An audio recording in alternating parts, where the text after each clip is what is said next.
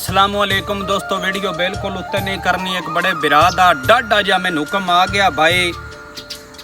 नदीम दीमी भूण साहब हाला फ्रांस और जनाब मोहतरम प्यारे वीर जिन्हां दी शादी है दूल्हा साहब ने फैसल भूण हाल मुकीन फ्रांस ते इंशाअल्लाह इस महीने दी 18 अप्रैल नू बामकाम खीवा मुहब्बतपुर इंशाअल्लाह मैं भी हाज़र हो सा ते सिंगर जड़ा है ना अवामी सिंगर वो है जनाब वाजिद अली बगदादी। इंशाअल्लाह मैं जरूर आवांगा, तुसी भी बिरा वे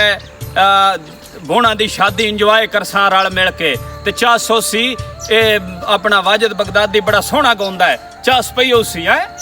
सुन तनु तू गल खिजर दी ढोला जान के देखिया तू साडे दुख कताता आण के रब दे नां ते छड्ड दे हुण तां रब दे नां ते छड्ड दे हुण तां ढोला है रपेरियां।